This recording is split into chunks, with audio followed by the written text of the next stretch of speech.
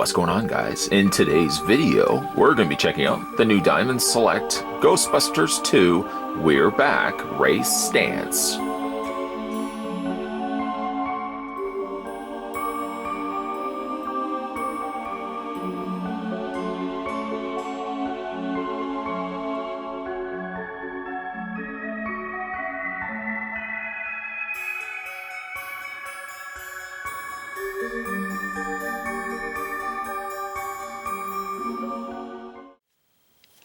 To figure out how tall Ray Stantz is, let's take the tape measure. If we take it to about the top of his head, that's a good gauge as to how tall the figure is. The figure is roughly 7 inches.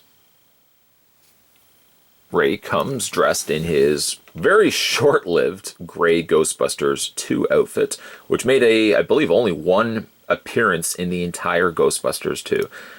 Personally speaking, I was always a big fan of the darker gray costumes, and I kind of hoped that for Ghostbusters 2, this was going to be the color palette that they were going to go with their outfits versus the Ghostbusters 1 lighter beige outfits. So it's essentially the same Ray Stantz as what we have gotten before, of course with a swap out of different colors, and of course incorporating the Santa's hats, which the Ghostbusters are wearing during that montage scene. The face sculpt, as I've mentioned in countless occasions, are just fantastic.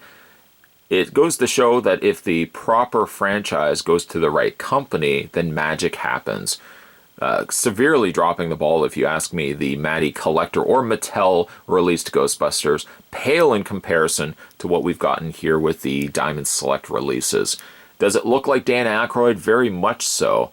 I think they've done just a fantastic job on these likenesses. The paint also equally done well, in which now it seems like this particular figure, and unfortunately I don't have the Ghostbusters 1 Ray here for comparisons, but the Ghostbusters 2 Ray seems to have a little bit more of warmer tones incorporated into his skin tone versus what we had gotten before. But it is really a great looking head sculpt, equally so also with the hair. It really comes together to be a perfect likeness of one Ray Stantz. Now let's look at some of the additional things that this particular costume does feature.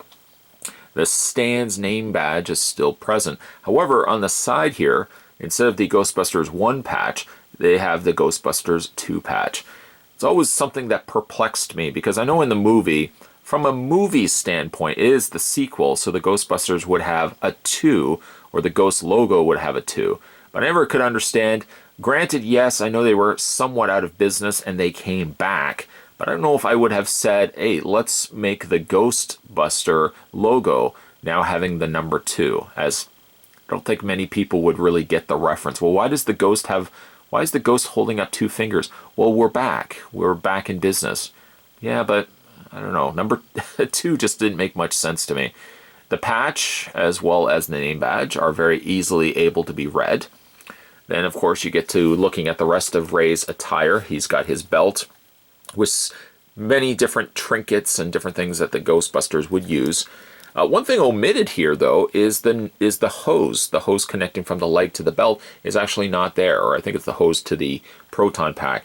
It's not there. It's been completely left off. It's there, but it's been removed. I would have to go back and re-watch that montage where the gray outfits were present. Maybe the hose wasn't there, but it's something I would have to definitely go back and check. I didn't realize that there was like little areas in which zippers are present on the knee areas. I know like the zippers are also on the outfits, well, of course up at the top here, and running down the top, or running down the front of the jacket portion. I didn't realize he had actually a zipper on the pocket portion of his legs. The sculpting on the boots are actually quite nicely done. There's the undersoles of his feet, which also features 2 peg holes, allowing the figure to stand. The figure seems to stand, though, perfectly fine. I don't seem to have, well, I say that. I don't seem to have much issue getting him to stand, but if you want to get to a more dynamic pose, now I can not seem to get this guy to stand. But if you want to get him into more dynamic poses, rest assured he also does come with the display base.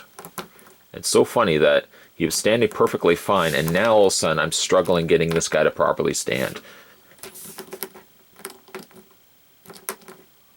At any rate, he does come with the display base, a much needed display base, I guess in this instance, as he doesn't seem to want to properly stand. Only one peg, though, so you can just attach it to the 1 foot, and that's definitely now he's not going to topple over on us. Ray also comes equipped with his Proton Pack, which is featured on the back of the figure here. Unlike the Ray that we had looked at before, the re-released Ray, I don't think this one has a removable peg. Try as I might to try to remove the strap that's wrapped around his shoulders, it seems like there's a little bit of resistance, making me think that the Proton Pack in this instance isn't removable.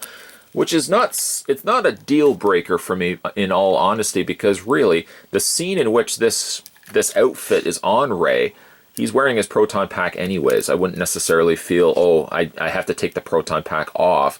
I'm perfectly fine with the fact that I can't remove it, which does seem like it is the case. If the peg is removable, I don't know if I would want to gamble with it, because it does look like it's already developing stress marks. Regarding the Proton Pack, it's very nicely executed here. It looks like I've got a rogue label here that's kind of moving its way down the Proton Pack. Otherwise, the rest of it looks like it's pretty nicely done. Some coloring added to an otherwise very dark black Proton Pack. The Proton Wand can be attached the same means in which the original Proton Packs were. There's like a little, right there, a little triangular notch, and it fits itself right over the triangular shape on the side here. Fits fairly easy into place. I found the initial Ghostbuster figures did struggle a bit getting those Proton Wands to stay in place and not falling off, but it seems like this one seems to, does appear like it does stay in place rather well. Let's have a look at the rest of Ray's accessories. Of course, he comes with the Santa hat. And I would imagine if they're going to be doing a Weirback Ray in the dark colorings, we're probably going to be getting the other 3 Ghostbusters also in the same color palettes. Maybe they will also all have Santa's hats. I think one of them didn't have, or 2 of them had Santa's hats. Again, I'd have to go back and watch the scene again.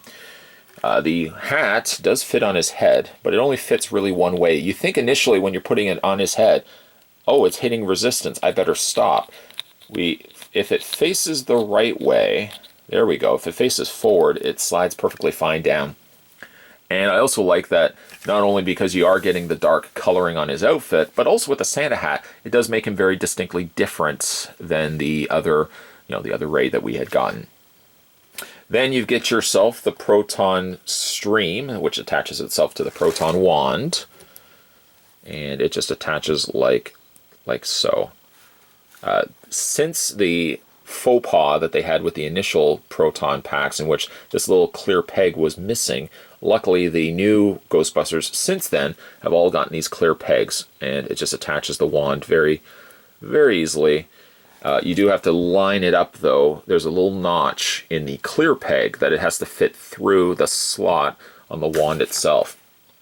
Something I want to also mention too, and we'll just slide this back into his, there we go.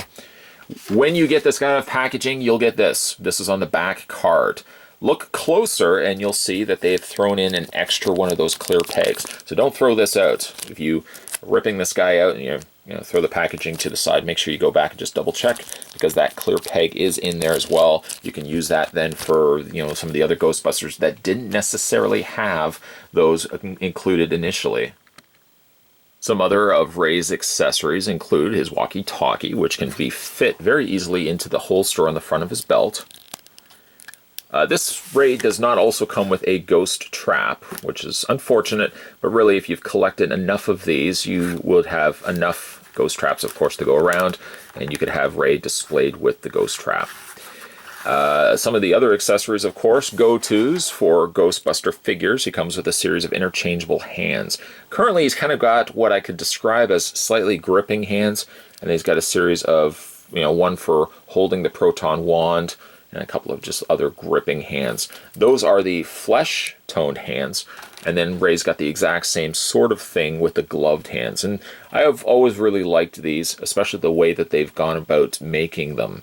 So instead of actually having the the gloves as one piece, they kept the glove cuffs, or the ends of the gloves, as separate pieces from the fists.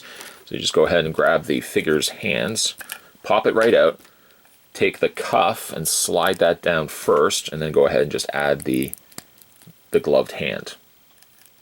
I mentioned this a couple of times already. They give you 4, really 1 for each hand. They really only necessarily needed to give you 2, 1 for each hand, and then you could just, reuse these for any of the other swapping of the hands. And again, just pop this out, and we'll just replace the hand and pop in the new gloved hands like so.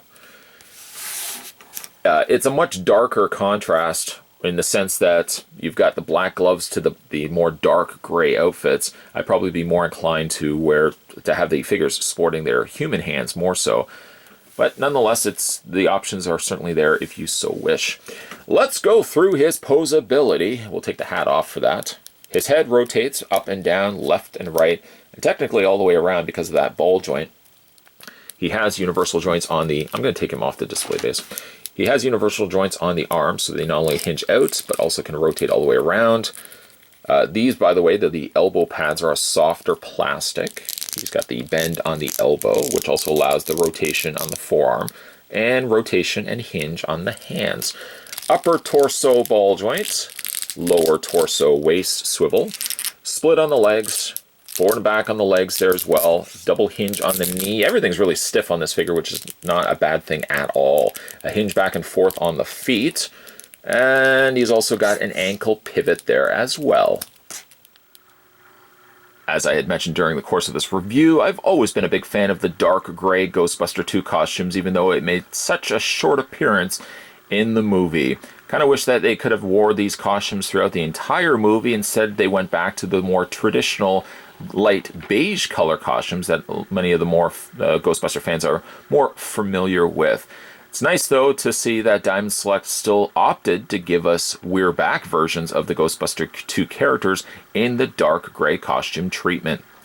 Ray, from a figure standpoint, is really not that much different from what we had gotten before with Ray, other than a few little tweaks and twerks, and of course the incorporating of the Santa's hat, which is a nice touch. Couple that with, of course, the dark coloring of his costume, and it makes for a very distinct figure that can be, of course, separated from the regular Ghostbusters 1 cast that we've already had a look at on this channel. So really, really loving this figure. I think he came together quite nicely. An already good figure. I like that he's got the darker gray tones incorporated to him. Certainly looking forward to seeing what Diamond Select is going to be doing with, and I can only hope we're going to be getting We're Back versions of Peter, Egon, and Winston as well. In the meantime, though, this was the newest wave of Ghostbusters 2 figures, and today we're having a look at the We're Back Ray Stantz. If you would like, by off chance, to go back and have a look at some of my previous Ghostbuster reviews, fear not, I've got a playlist on this channel for the Diamond Select Ghostbusters figures. So if you want to go back and have a look at those figure reviews, and of course, we're still going to have a look at some future Ghostbuster figures on this channel as well, so stay tuned for those. Thanks for watching, guys. I'll see you guys next time.